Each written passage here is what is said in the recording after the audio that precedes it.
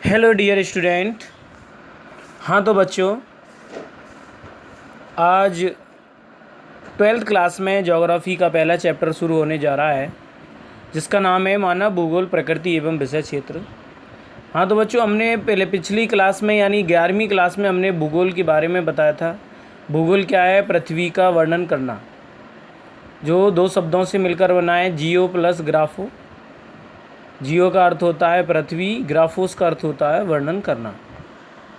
और उसी के संदर्भ में हमने भूगोल की दो शाखाओं के बारे में बताया था कि भूगोल की दो शाखाएं हैं, भौतिक भूगोल और मानव भूगोल, जिन्हें इंग्लिश में कहते हैं फिजिकल ज्योग्राफी और ह्यूमन ज्योग्राफी। फिजिकल ज्योग्राफी के बारे में आपने 11वीं क्लास में पढ़ चुके हैं, और अब हम बात करेंगे 12वीं में मानव भूगोल के विषय क्षेत्र और प्रकृति की। ये पहला पार्ट है जिसमें मानव भूगोल के बारे में बताया गया है कि किस तरीके से मानव प्रकृति के साथ में जुड़ कर के अपने विभिन्न प्रकार के क्रियाकलापों को कारगर करता है, अपने विभिन्न प्रकार के क्रियाकलापों से अपना विकास करता है और प्रकृति से जुड़ा हुआ है। इसी के संदर्भ में हम आज बात करते हैं। चलिए बच्चे देखते हैं। तो देखिए बच्चों,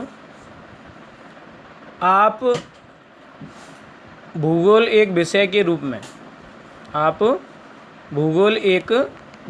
रूप में भौतिक भूगोल के मूल सिद्धांत जो 11वीं क्लास में पढ़ा है, 2006 के अध्याय 1 में पहले ही पढ़ चुके हैं। क्या आप इसकी अंतर वस्तु को याद कर सकते हैं? यानी जो भौतिक भूगोल है उसके अंदर क्या पढ़ाया जाता है उसको याद कर सकते हैं। इस अध्याय ने बृहद यानी बहुत बड़े रूप से आपका परिचय भूगोल की प्रकृति से कराया था। पहला जो चैप्टर था 11th वाला। आप भूगोल की महत्वपूर्ण शाखाओं से भी परिचित हैं। भूगोल की महत्वपूर्ण शाखाएं हैं, शुरुआत में तो दो महत्वपूर्ण शाखाएं हैं, मानव भूगोल, भौतिक भूगोल। उसके बाद में फिर भौतिक भूगोल की भी अनेक शाखाएं हैं, जैसे जलवायु, मौसम, मृदा, समुद्री विज्ञान या भूगोल।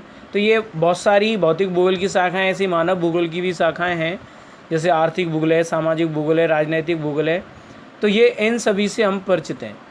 यदि आप अध्याय को पुनः पढ़ें तो आपको मानव भूगोल का मुख्य विषय भूगोल से संबंध भी ज्ञात हो जाएगा।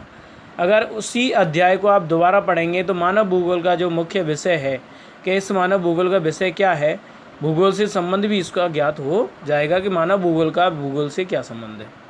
जैसा कि आप जानते हैं कि एक अध्ययन क्षेत्र के रूप में भूगोल समाकलनात्मक,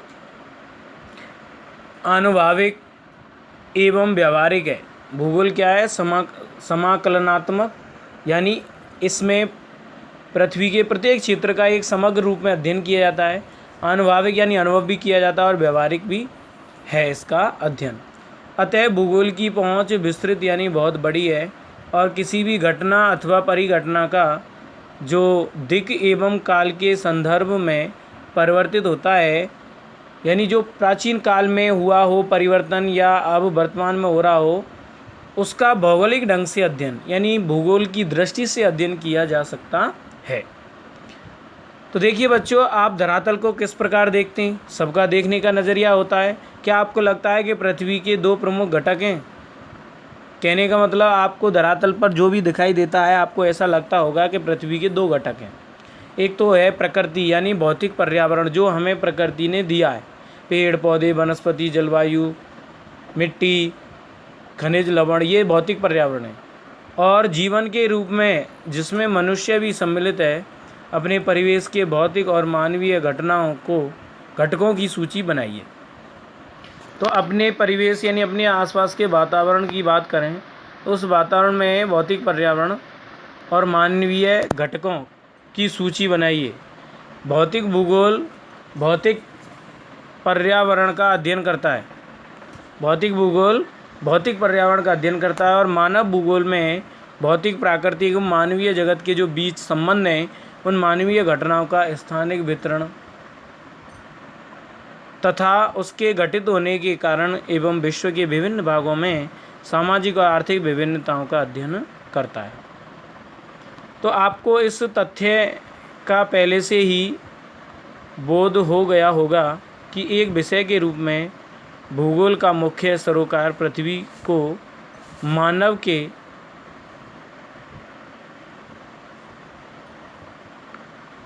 पृथ्वी को मानव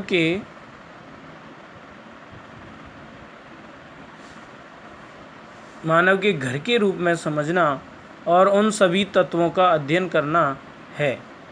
यानी मानव भूगोल में पृथ्वी को मानव के घर के रूप में समझा जाता है और उन सभी तत्वों का अध्ययन करना होता है जिन्होंने मानव को क्या किया है, पोषित किया है, उसका मानव का पालन पोषण किया है।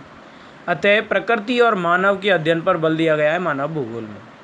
किस पर बच्चों? प्रकृति और मानव, इन दोनों के अध्ययन पर बल दिया गया है। आप अनुभव करेंगे कि भूगोल में द्वैतवाद आया, द्वैत यानी दो विचारधाराएं, और इस आशय के व्यापक तर्क वितर्क आरंभ हो गए कि क्या एक विषय के रूप में भूगोल को नियम बनाने या सिद्धांताकार या नोमोथेटिक अथवा विवरणात्मक या भाव चित्रात्मक या इडियोग्राफिक होना चाहिए? क्या इसके विषय वस्तु को व्यवस्थित किया जाना चाहिए? तो ये बहुत सारे ऐसे क्वेश्चन आए जब द्वैतवाद आया था। दो तर्क आए और इसके अध्ययन का उपागम प्रादेशिक अथवा क्रमबद्ध होना चाहिए। तो बच्चों, ये प्रादेशिक और क्रमबद्ध से हमें याद आया, हमने 11th में पढ़ाया था कि भूगोल के दो उपागम होते हैं, प्रादेशिक और क्रमबद्ध। इसके बाद में देखिए, क्या भौगोलिक परिघटनाओं, जितनी भी भौगोलिक घटनाएं होती हैं उनकी व्याख्या सैद्धांतिक आधार पर होनी चाहिए अथवा ऐतिहासिक संस्थागत उपागम के आधार पर? ये बौद्धिक अभ्यास के मुद्दे रहे हैं और अंततः आप मूल्यांकन करेंगे कि प्रकृति और मानव के बीच द्वैधता आदि है, क्योंकि प्रकृति और मानव अविभाज्य तत्व हैं और इन्हें समग्रता में देखा जाना चाहिए। यह जानना रुचिकर है कि भौतिक और मानवीय दोनों परिघटनाओं का वर्णन, यानी एक तो प्रकृति और एक मानव से संबंधित दोनों परिघटनाओं का वर्णन मानव शरीर रचना, मानव की जैसे शरीर की रचना है, विज्ञान से प्रतीकों का प्रयोग करते हुए रूपकों के रूप में किया जाता है। तो बच्चों, समझ में आया कि मानव भूगोल में मानव और प्रकृति दोनों के बीच पाए जाने वाले संबंधों का अध्ययन किया जाता है। पृथ्वी को मानव का आवास माना गया है और मानव के समस्त पहलुओं का अध्ययन इसमें किया जाता है जिनसे मानव का पालन पोषण होता है। तो देखिए, अब आगे चलते हैं। हम सामान्यतः पृथ्वी के रूप यानी तूफान की आँख, नदी के मुख यानी पृथ्वी का रूप कैसा है, तूफान की आँख यानी केंद्र कहाँ है, नदी का मुख, हिमनदी के प्रोत यानी नासिका, जलडमरू मध्य की ग्रीवा और मृदा की परिच्छेदिका यानी स्तर का वर्णन करते हैं। इसी प्रकार प्रदेशों, गांव, नगरों का वर्णन जीवों के रूप में किया जाता है। जिस प्रकार से हम भौतिक भूगोल में पृथ्वी के समस्त पहलुओं का अध्ययन करते हैं, उसी प्रकार हम मानव भूगोल में विभिन्न प्रदेशों, गांवों और नगरों आदि का वर्णन करते हैं।